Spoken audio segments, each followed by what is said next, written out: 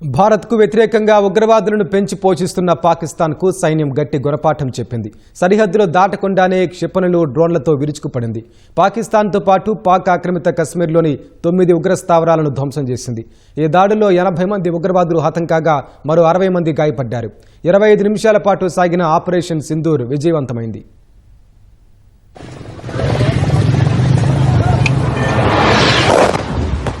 పహల్గాం ఉగ్రదాడికి ప్రతీకారంగా పాకిస్తాన్లోని ఉగ్ర స్థావరాలపై సైన్యం నిప్పుల వర్షం కురిపించింది. సైన్యం, వైమానిక దళం సంయుక్తంగా ఈ దాడులు నిర్వహించాయి. పీఓకేలో 5, పాకిస్తాన్లో 4 స్థావరాల్ని ధ్వంసం చేశాయి. గత నెల 22న పహల్గాంలో మహిళల మంగళసూత్రాల్ని తెంపేసిన ఉగ్రమూకలకు నరకం చూపడంతో పాటు ఉగ్రవాదాన్ని ఎగదోస్తున్న దాయాదికి భారత్ గట్టి గుణపాఠం చెప్పింది.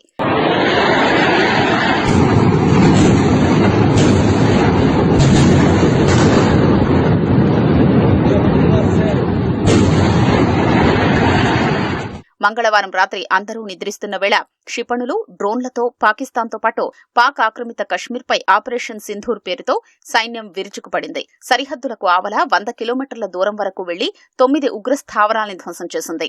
ఈ దాడుల్లో 80 మంది ఉగ్రవాదులు హతం కాగా మరో 60 మంది గాయపడ్డారు. భారీ ఎత్తున దాడులు చేసిన భారత్, పాక్ సైనిక స్థావరాలు, పౌరుల నివాసాల జోలికి వెళ్లలేదు. ఉద్రిక్తతల్ని రెచ్చగొట్టే చర్యలకు అస్సలు పాల్పడలేదు. ప్రపంచానికి ముప్పుగా పరిణమించిన ఉగ్రవాద మూలాల్ని కూకటి వేళ్లతో పికిలించడానికే ఈ దాడుల్లో ప్రాధాన్యమిచ్చింది. పాకిస్తాన్, పాక్ ఆక్రమిత కశ్మీర్లోని జైషే మహమ్మద్, లష్కరే తోయిబా ఉగ్ర స్థావరాలపై మంగళవారం అర్ధరాత్రి దాటాక సైన్యం విరుచుకుపడింది. 1:05 నుంచి 1:30 దాకా 25 నిమిషాల పాటు క్షిపణులు, డ్రోన్లతో జరిపిన దాడుల ద్వారా 9 ఉగ్ర స్థావరాల్ని ధ్వంసం చేసింది.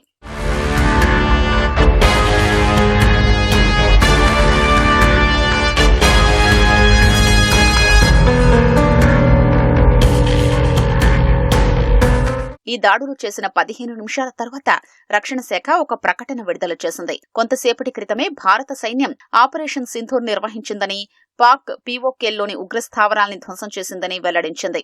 ఈ దాడుల్లో ఉగ్రవాదులు అజ్మల్ కసబ్, డేవిడ్ హెడ్లీకి శిక్షణ ఇచ్చిన శిబిరాలు ధ్వంసమైనట్లు ప్రకటించింది. ఆపరేషన్ సింధూర్ పేరుతో నిర్వహించిన ఈ దాడుల్లో 9 లక్ష్యాల్ని విజయవంతంగా ఛేదించినట్లు తెలిపింది. ఇందుకోసం 24 క్షిపణులు, డ్రోన్లను ప్రయోగించినట్లు పేర్కొంది. అన్ని దాడులు లక్ష్యాల్ని విజయవంతంగా ఛేదించాయని, ఉగ్రవాదుల కమాండ్ కేంద్రాలు, శిక్షణా శిబిరాలు, ఆయుధ డిపోలు ధ్వంసమైనట్లు రక్షణ శాఖ వెల్లడించింది. భూతలంతో పాటు గగనతలం నుంచి క్షిపణుల్ని ప్రయోగించినట్లు తెలిపింది. నిఘా డ్రోన్లతో రియల్ టైం పర్యవేక్షణ ద్వారా ఖచ్చితమైన లక్ష్యాల్ని ఛేదించడంతో పాటు పౌర నష్టాన్ని సాధ్యమైనంత మేర తక్కువ చేయడానికే ప్రయత్నించినట్లు రక్షణ శాఖ వివరించింది.